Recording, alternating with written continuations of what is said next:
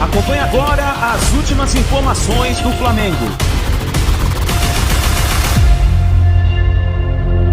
Chega mais nação na manhã deste sábado, dia 1º de junho. Vamos juntos aqui analisar as últimas informações do Flamengo. O Mengão está em preparação para a partida contra o Vasco, clássico que acontece neste domingo. E o técnico Tite promoveu aí algumas mudanças. Vamos analisar a preparação do Mengão, mas eu gostaria que você chegasse dando aquela moral, explodindo o dedo no like. Vamos bater uma meta aí de 5 mil likes para esse vídeo. Eu preciso demais da força da torcida do Mengão em peso aqui no nosso canal, tá bom? E corre aqui nos comentários, comente aqui embaixo qual cidade você está assistindo nossos vídeos. Você está no Rio de Janeiro, São Paulo, Espírito Santo, Piauí, Sergipe, Alagoas? Escreva pra gente saber aonde tem torcedor do Flamengo dando aquela moral aqui no nosso canal, tá bom? E já aproveita, deixa o seu palpite para a partida entre Vasco e Flamengo do Campeonato Brasileiro, tá bom? Vou deixar os créditos desse vídeo ao canal do João Guilherme, Vene Casagrande e ESPN Brasil. Link na descrição como créditos. Vamos juntos então analisar as informações do Mengão na manhã deste sábado. Agora, se ele falou que o time que tem mais chance de ganhar é o que controlar mais o jogo, o adversário dele hoje tem mais condição de controlar um jogo, né? Eu acho que não vai ser por controle de jogo que ele vai conseguir um bom resultado contra o Flamengo, não. Estreia logo contra o Flamengo. Já cai a bomba nas mãos e por mais que ele deve fazer para tentar segurar o Flamengo? Ou não é, num Vasco e Flamengo não é esse o pensamento? Vamos partir para cima. É um risco, hein? Então, com o Rafael Paiva, o Vasco demonstrou ali de uma maneira um pouco mais conservadora, mais recuada, uma ideia de ter mais competitividade, de ser um time mais intenso, não necessariamente jogando com a bola, mas que morda mais lá na frente, que consiga incomodar pelas laterais, em transição ofensiva. Mas isso ficou visível no jogo contra o Fortaleza, aquela alternância absurda, como o Vasco tem dificuldade de sustentar esse ritmo. Se o Álvaro Pacheco consegue transferir essa energia dele para o campo, essa energia que ele demonstrou na relação... Carioca foi um empate com boas chances de vitória para o Vasco, não foi? Sim, e ali ainda sob o comando do Ramon Dias. Ainda com o Ramon Dias. Outra ideia, ali o Vasco até um jogo um pouco mais elaborado, vindo de um técnico que conhecia a equipe desde o ano passado. Mas agora, para um técnico que acabou de chegar, o importante de recado é mostrar o tipo de jogo que ele espera. Ninguém em sã consciência... que tem ali um pouco de sanidade mental, vá cobrar de um técnico que acabou de chegar, que tem uma semana de trabalho, uma vitória contra o Flamengo no Clássico. Um time com muito mais investimento, um time melhor. Mas pode... Empatezinho, tá bom? Mas eu não digo... É menos o resultado, Abel, mas muito da postura do time. Se o time tiver uma postura intensa, conseguir sustentar mais essa rotação durante os 90 minutos, o torcedor vai olhar e falar, opa, aqui tem um cara que pode realmente conseguir virar esse fio. E o Álvaro Pacheco tem prometido isso. Um time que vai representar o torcedor do Vasco em campo. É um time mais guerreiro, um time que não se acomode com uma vantagem no placar. Pode ser que ele consiga dar essa competitividade logo de cara pela atitude dos jogadores, mas é mais nisso. Na base do conteúdo, da ideia de jogo, do modelo que ele vai implementar, a gente vai ver só um rascunho e não dá para cobrar do Álvaro Pacheco um resultado, uma vitória, exigir isso dele com uma semana de trabalho, um técnico que está vivendo seu primeiro trabalho no Brasil. Mas é um rascunho contra o Flamengo, né? Tem um peso. Se esse rascunho sair bonito... mas já começa bem. Relativo, prof. A gente viu o Carpini quebrando tabu no São Paulo, ganhando Supercopa contra o Palmeiras. Não durou, porque não se sustentou. Então, não se apegar a isso como algo definitivo do trabalho. Se tomar uma pancada agora, não vai ser por causa da ideia do Álvaro Pacheco. Assim como se vencer surpreendentemente, não vai significar que o Álvaro Pacheco já começa deslanchando e é o técnico que vai levar o Vasco para as cabeças. Precisa ter a noção de que o Vasco... Em outras palavras, você está dizendo que tem que ser um trabalho a longo prazo. Total. Claro, não dá para cobrar nada de imediato. No Brasil é difícil, identidade de jogo de imediato. E o primeiro jogo dele. O Clássico é uma casualidade. Ele chega com essa coincidência, para ele até há uma coincidência difícil de pegar o Flamengo, mas não dá para traçar nenhum panorama do trabalho a partir do que vai acontecer. Mas ele pode usar essa casualidade a favor. Sim. Se o time for competitivo, não estou nem falando de resultado, mas competitivo. Um Vasco participando do jogo, como foi no Carioca, é claro, é outro... E essa é a postura realista. Jogando bem, dificultando as ações do Flamengo. Dificultando, presente no jogo, estocando, se segurando com consciência, mantendo o Flamengo a uma distância segura, não tomando sufoco, aquele negócio do sofrimento o tempo inteiro. Acho que é isso que o vascaíno espera, independentemente de ser 1-0, 2-1 para o Flamengo, uma semente desse novo trabalho que possa... Todo técnico que começa um trabalho assim no meio de uma temporada, no meio de um calendário tão apertado e com jogos tão difíceis como o Vasco vai ter, times em geral da primeira divisão do futebol brasileiro, ele precisa iniciar o trabalho com uma solução emergencial. Não dá para imaginar que em 10 dias de treino com o time do Vasco, foi mais ou menos o que ele teve, ele vai implantar uma ideia de jogo, uma filosofia de futebol, que você não tem como, até porque não jogou. Isso vem com uma sequência de jogos. O que ele precisa, especialmente nesse jogo, que é um clássico, então tem a questão da rivalidade.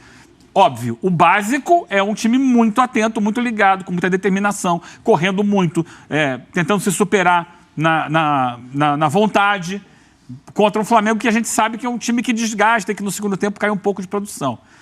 Tem um calendário ainda mais apertado que o Vasco. Então essa é uma primeira questão. Só que isso o Vasco já tinha com o Ramon Dias. Tanto que foi um jogo equilibrado no Campeonato Carioca, como foi dito aqui, quase o Vasco conseguiu ganhar o jogo. O Léo Pereira dava Vasco aqui. Então, só que ele precisa de algo mais do que isso. Ele vai precisar demonstrar que, durante esse tempo, ele conseguiu enxergar dentro do elenco do Vasco possibilidades de explorar eventuais falhas do Flamengo, eventuais pontos fracos do Flamengo, que ele deverá ter também destrinchado.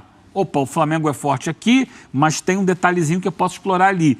E aí é o plano de jogo.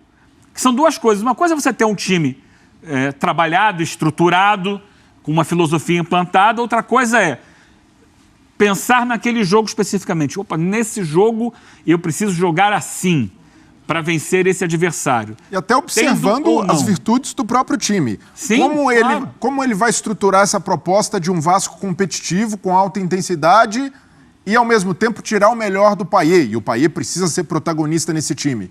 Mas o Payet não consegue fazer esse trabalho 90 minutos de intensidade. Ele até tem sido voluntarioso para isso. Mas pela condição, 37 anos, vai precisar pensar num sistema de compensação que o Rafael Paiva, pelo curto espaço de tempo, não conseguiu. Tanto exemplo, é que o Vasco sofreu contra o Fortaleza. O Payet gosta de jogar pela esquerda.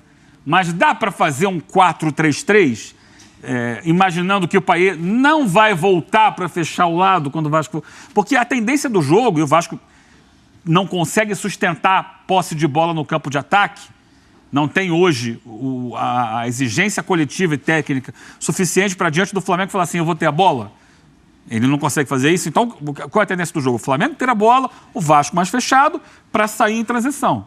Então, você tem que, primeiro, tentar trabalhar o contra-ataque. Quais são os jogadores que vão poder puxar essa jogada em velocidade? De que forma vai se fazer essa bola sair, uma vez recuperada, para esses jogadores que têm a capacidade de atacar espaço em velocidade? Outra situação, bola parada, né? Observar como o Flamengo se defende de bola parada e tentar encontrar uma jogada ensaiada que surpreenda o Flamengo nisso. São as possibilidades do Vasco. E bloquear bem os espaços da defesa. Saber que, por exemplo, o Pedro precisa ser marcado porque a bola muitas vezes vai terminar nele. Então, um coladinho nele e outro por trás, de repente com 3 zagueiros, não sei qual é a solução que ele vai encontrar. Já jogou com 3 zagueiros lá no Vitória de Guimarães. Estava vendo ontem uma brilhante explanação aqui do nosso Renatinho Rodrigues no Sport Center da tarde, inclusive com a boina. Ele colocou a boina do Álvaro Pacheco. Pintou a barba também, não? Não, pintou a barba não. Podia ter pintado mas colocou a boina. Mas assim, entender o que o jogo proporciona a ele, que pontos ele pode explorar do Flamengo e que pontos ele pode trabalhar no Vasco. Primeiro, para errar o mínimo possível. O tipo do jogo que você não pode errar. Então você não pode errar um passe saindo da defesa para o ataque. O Vasco tem errado muito isso. Né? Você tem que ter um time bem posicionado que bloqueie os lados do campo, porque o Flamengo chega muito pelo lado do campo.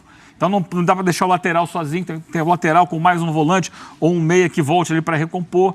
Essas coisas que ele precisa mostrar que, independente dele ter estabelecido uma ideia de jogo, uma filosofia no Vasco, que isso naturalmente só vem com o tempo, ele está pronto para aquela batalha específica, para aquele jogo que ele precisa mostrar, acima de tudo, o resultado, para acalmar um pouco, porque o técnico que chega perdendo, ele já começa o trabalho sem moral.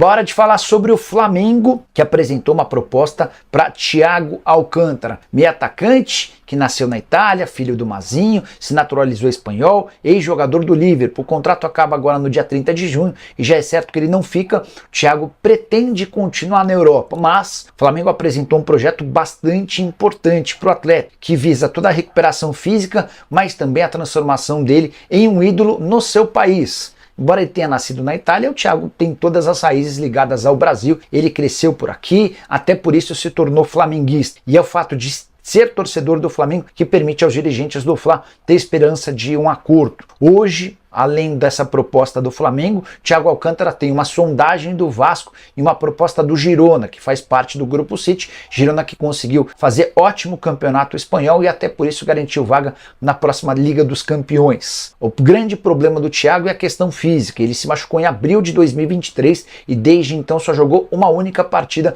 confronto contra o Arsenal, em que ele esteve em campo por 5 minutos. O Flamengo sabe dessa condição e prometeu ao Thiago, em caso de acordo, um baita tratamento para que ele possa se recuperar o mais breve possível e se tornar peça importante, de olho também no Super Mundial de Clubes, que será disputado na metade do ano que vem. Não há acerto, é só um início de conversa. A consulta foi feita via Mazinho, que é pai e representante do atleta. Mazinho, que também tem outro filho desempregado. Rafinha Alcântara acaba de deixar o futebol do Catar. Rafinha, que já esteve em outros momentos na pauta do Flamengo, mas entre Rafinha e Thiago, o rubro-negro dá preferência ao Thiago Alcântara. E você, o que pensa sobre a possibilidade de o Thiago ser contratado? Ele se encaixaria nesse meio campo com a Arrascaeta e também com o De La Cruz? Como é que fica a questão do Oscar, com quem o Flamengo tem conversas avançadas para 2025? Use espaço para comentário e já deixa a sua... Galera, é o seguinte, o Flamengo está acertando a saída do volante Daniel Cabral, lembra dele? Começou nas categorias de base do Flamengo, tratado como promessa, inclusive foi campeão mundial sub-17 com a seleção brasileira, sendo titular e capitão do time. Na ocasião tinha o Gabriel Noga também, que hoje está no futebol português, tinha o Lázaro, que hoje está no Palmeiras, e o Daniel Cabral era uma promessa, mas sofreu muito com lesões graves, sobretudo no joelho, passou por cirurgia no joelho, perdeu espaço e hoje com 22 anos tem um contrato curto com o Flamengo. O Flamengo está liberando o jogador para ele e para o Estrela Amadora, time de Portugal, que recentemente comprou um jogador do Flamengo, o atacante André Luiz. O Flamengo vai liberar de graça o Daniel Cabral, mas vai ficar com um percentual dos direitos econômicos para uma venda futura. Eu acho maravilhoso isso, porque o Flamengo ia perder o jogador de graça. Negociando agora, ao menos fica com um percentual. Se ele desenvolver lá no futebol português, futuramente o Flamengo ainda ganha uma grana. Outro jogador que pode deixar o Flamengo em breve é o goleiro Hugo Souza. A imprensa que acompanha o Santos no dia a dia noticiou e eu confirmei que há conversas sim entre Flamengo e Santos para o goleiro ser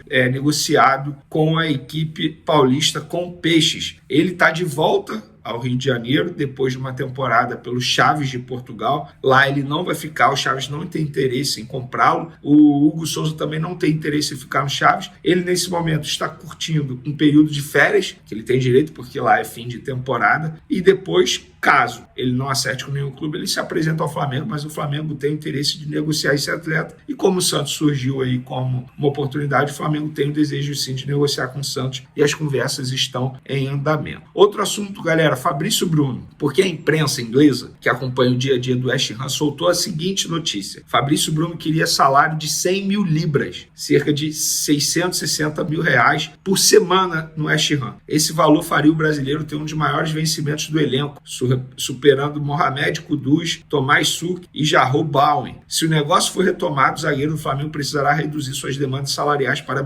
migrar para a Premier League. Galera, eu vou falar aquilo que eu tenho de informação. Isso é uma covardia que estão fazendo com o Fabrício Bruno. O Fabrício Bruno em nenhum momento pediu um salário extremamente alto, muito pelo contrário, foi oferecido para ele basicamente a mesma coisa que ele recebe aqui no Flamengo. Isso foi dito. Ele tem um salário alto sim no Flamengo. O salário dele hoje no Flamengo é patamar atacante, digamos assim. De fato, é um salário alto, ele renovou recentemente. Fez por onde? Jogador de seleção brasileira, titular absoluto na equipe do Flamengo. Agora, dizer que ele fez essas exigências aqui ao West Ham é mentira, é balela. É uma dificuldade imensa da imprensa inglesa e até mesmo da diretoria do West Ham em acreditar e até entender que um jogador está recusando a Premier League para ficar no Flamengo. Mas a verdade é o seguinte, gente, o Flamengo oferece tudo que um clube europeu pode oferecer. Simples. Tem gente que iria na hora. O Fabrício Bruno não. Botou na ponta do lápis e falou, é melhor ficar no Flamengo. Qual é o problema disso? Não existe certo e errado. Eu já dei minha opinião. Eu iria, porque eu acho que ele iria evoluir como pessoa, aprendendo inglês, a família dele também, mas ele não tem esse interesse. Ele acha que ele vai ser mais feliz aqui no Flamengo e ponto. E a imprensa inglesa precisa entender isso. Ele não fez nenhuma exigência absurda. Pelo contrário, ele tentou sim ganhar um acréscimo no salário, tanto é que os empresários fizeram uma contraproposta ao West Ham e o West Ham não quis e ele também não aceitou, ponto. No primeiro momento ele aceitou, tanto é que os empresários deram continuidade nas conversas com o Flamengo trocou a documentação com o West Ham, depois ele viu, se arrependeu, sentou com a esposa dele está grávida, já falei isso para vocês, e eles perceberam que era o melhor ficar agora nesse momento. E aí, qual é o problema disso? Zero problema disso. Covardia que estão fazendo com o Fabrício Bruno. Isso não é verdade. Não é verdade. E ele não teria um dos maiores salários no West Ham, não. Pelo contrário. É porque eu não fui, como que eu posso dizer, liberado ou autorizado pela fonte a dizer quanto ele ganharia lá no West Ham. Mas eu garanto a vocês, não seria esse absurdo que a imprensa inglesa está tentando colocar aqui como verdade. Eles têm uma dificuldade imensa em entender que eles receberam um não de um jogador do futebol brasileiro para ficar no Flamengo, mesmo ele tendo 28 anos. E o West Ham, inclusive, está investindo pesado no futebol brasileiro, porque está muito próximo de comprar o meia Luiz Guilherme junto ao Palmeiras por 30 milhões de euros, cerca de 170 milhões de reais. Jogador de 18 anos, tá? As conversas estão em andamento. Então, galera, cuidado com essa situação do Fabrício Bruno. Inclusive, uma pessoa do staff dele, um dos representantes dele falou, Vini, ele vai se pronunciar sobre esse assunto, porque, obviamente, ele deve estar lendo esse monte de mentira que estão falando sobre a pedida salarial dele, e, obviamente, ele vai se pronunciar até mesmo para se defender em relação a isso. E, a priori, ele será titular contra o Vasco. Resta saber ao lado de quem, se Davi Luiz ou Léo Ortiz. Para finalizar nosso assunto, o GE hoje soltou o seguinte. Rodolfo Landim, presidente do Flamengo, iniciou conversas com investidores de fora do Brasil para uma possível SAF no clube. A mudança de modelo não é simples e a SAF está longe de ser implementada, mas há tratativas. Segundo Landim, tanto fundo de investimento quanto empresas têm interesse em uma possível SAF do Flamengo. O rubro-negro tem o Bayer como exemplo de gestão. O clube alemão vendeu participações minoritárias para 3 empresas, Adidas, Allianz e Audi. Tem 8,3% cada da empresa, Bayer, enquanto o clube possui 75%. Eu já dei minha opinião em relação a isso. Eu, particularmente, sou contra. Não entendo também porque o Landim tem tanta vontade em colocar SAF agora. Eu acho que ano eleitoral ele tem que se preocupar com outras situações. Por exemplo, estádio próprio, que ainda é um assunto bem enrolado. A verdade é essa. Um assunto que precisa caminhar muita coisa ainda para se tornar realidade, para ser tirado do papel. Eu acho que SAF nesse momento eu sou contra, pelo menos essa é a minha opinião. Quero saber a opinião de vocês, podem comentar à vontade. Conheço bem, bonita, né?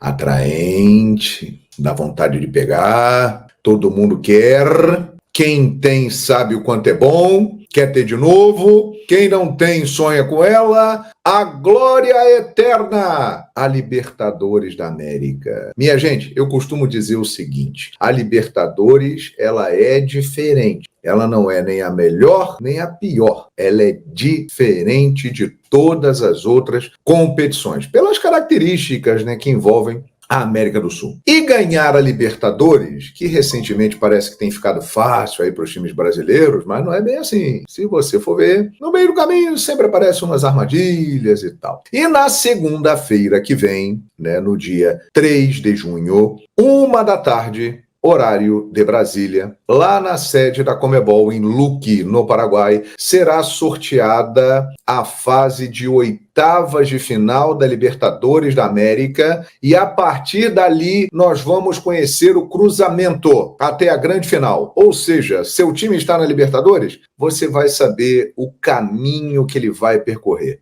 E isso é muito importante. Então, o GE, o site Globo Esporte, tem um simulador. E eu resolvi fazer uma brincadeira aqui com vocês. Vamos brincar? Vamos nos divertir? Hora de brincadeirinha. Vamos simular as oitavas da Libertadores e o caminho até o final? Será que nós vamos acertar muita coisa? É intuição. De repente dá certo, de repente não dá, é sorte. Então vamos lá? A partir de agora, a simulação das oitavas e do mata-mata da Liberta. Para tudo! Veja aí. Muito bem, você está vendo aí a página do GE e é muito legal para a gente explicar aqui o seguinte. Primeiros colocados de um lado, segundos colocados do outro. Qualquer primeiro pode pegar qualquer segundo. Então é o seguinte, Fluminense, São Paulo, primeiro do grupo C, que é o grupo do Grêmio, pode ser o Grêmio, pode ser o The Strongest, pode ser o Atipato, Júnior Barranquilha, Bolívar, Palmeiras, Atlético Mineiro e River Plate. Esse é o pote 1. Qualquer um desse aqui pode pegar qualquer um desse segundo pote aqui, que tem gente também muito pesada, hein?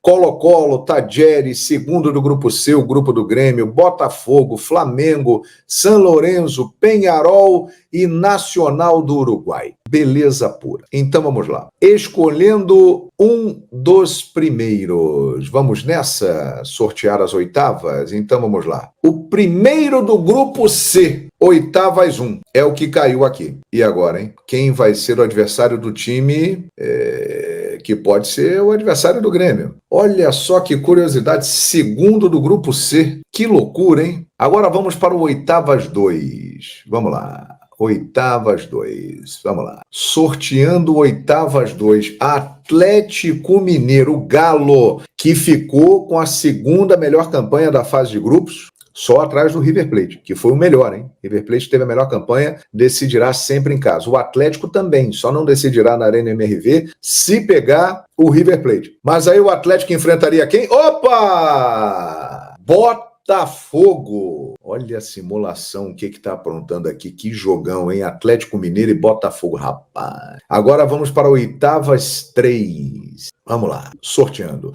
Opa, River Plate, o melhor time da fase de grupos, alcançou 16 pontos. O River vai jogar contra quem? Oh, misericórdia! Olha isso.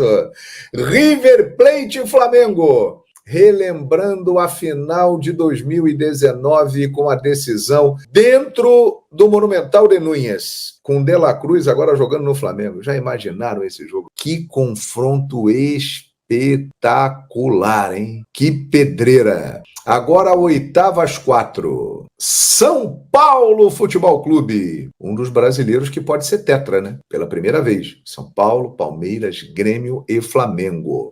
Vai encarar quem o São Paulo, hein? Ih, rapaz, São Lourenço, tradição pura, hein? Jogo pesadão. São Lourenço que fez 2 bons jogos contra o Palmeiras, né? Muito aplicado no estilo copeiro. Agora oitavas 5. Quem vem? Quem vem? Palmeiras! Ih, olha o Verdão aí do Abel Ferreira, né? Que é assim, como o Flamengo nos últimos 5 anos ganhou 2 Libertadores da América. O adversário do Verdão na nossa simulação será Colo-Colo. Se der isso aí, vai ficar belezinha pro Verdão, hein? Vai ficar bonito. Palmeiras, se der o Colo-Colo, tem grande chance de avançar. Agora, oitavas 6. Bolívar. Quem pegar o Bolívar vai pegar uma encrenca, porque a decisão é lá em La Paz. Quem vai ser o adversário? Peñarol. Peñarol. É isso aí, Bolívar e Peñarol. Agora vamos para o oitavas 7. Fluminense, atual campeão da Libertadores da América, vai enfrentar quem? Nacional do Uruguai. Boa pro tricolor das Laranjeiras, hein? Importante, se der Fluminense Nacional do Uruguai, eu acho que o Fluminense tem grandes chances. E aí sobrou aqui, ó, Júnior Barranquilha e Tajeres. Então, galera, na minha opinião, olha aqui, primeiro do grupo C contra segundo do grupo C. Aqui é um jogo que pode envolver Grêmio, o Atipato e The Strongest. torcendo para que o Grêmio fique em primeiro do grupo, acho que o Grêmio tem tudo para avançar. Se ele tiver aqui nessas oitavas de final 1. Atlético Mineiro e Botafogo, jogo duríssimo. Galo e Botafogo. Por decidir em casa, o Galo levaria aí uma vantagem. Oitavas 3, River Plate Flamengo. Para tudo. Misericórdia. River Plate Flamengo, Monumental de Nunes. Missão dura para o Flamengo, mas um jogo bem forte. Hein? Oitavas 4, São Paulo e São Lourenço. Acho que o São Paulo tem condições de passar. Palmeiras e Colo-Colo, para mim o Palmeiras passa bem. Bolívar e Peñarol, acho que o Bolívar leva por decidir na altitude. Fluminense e Nacional do Uruguai, acho que dá Flusão. E Júnior Barranquilla e Tajeres, eu apostaria no time argentino. Agora vamos aqui para o mata-mata. Olha só. Primeiro do grupo C contra segundo do grupo C, enfrentando o Atlético Mineiro ou Botafogo. Ou seja, pode ter o Grêmio aqui no caminho de Atlético Mineiro e Botafogo. River Plate e Flamengo, quem passar pega São Paulo ou São Lourenço. Ou seja, caminho dificílimo desse lado da chave aqui, hein? Porque você engloba Flamengo, River Plate, São Paulo, São Lourenço, Atlético Mineiro, Botafogo e ainda pode ter o Grêmio aqui. Do outro lado, Palmeiras, Colo-Colo, quem passar pega Bolívar ou Peñarol. O Palmeiras decidiria contra todos eles em casa e o Fluminense contra Nacional do Uruguai, Júnior Barranquilla e Tajeres, ou seja, pela minha simulação, Palmeiras e Fluminense ficaram numa boa. E aí, galera? É simulação, hein? Mas confesso que se ficar desse jeitinho aqui, vai ficar animado. Então, vamos aguardar. Segunda, 13h, o sorteio. Gostou da brincadeira? Então faça aí também. Se divirta, aproveite. Será que vai dar Flamengo e River Plate? Atlético Mineiro e Botafogo. Vamos aguardar. Valeu, turma. Tamo junto. Tá, então, são as últimas informações do Flamengo. Vamos ver qual vai ser o time que o técnico Tite vai preparar para essa partida aí contra o Vasco. E, meus amigos, a expectativa muito grande aí pro sorteio da Libertadores da América. Quem será que o Flamengo vai pegar nas oitavas de final da Libertadores da América? Vamos ver o que vai acontecer, né? Nação, obrigado por você estar aqui até o final do vídeo. Deixa o seu like, se inscreva no canal e assim que a gente tiver mais informações do Mengão, nós vamos trazendo para vocês. Grande abraço, a gente se vê daqui a pouquinho no próximo vídeo.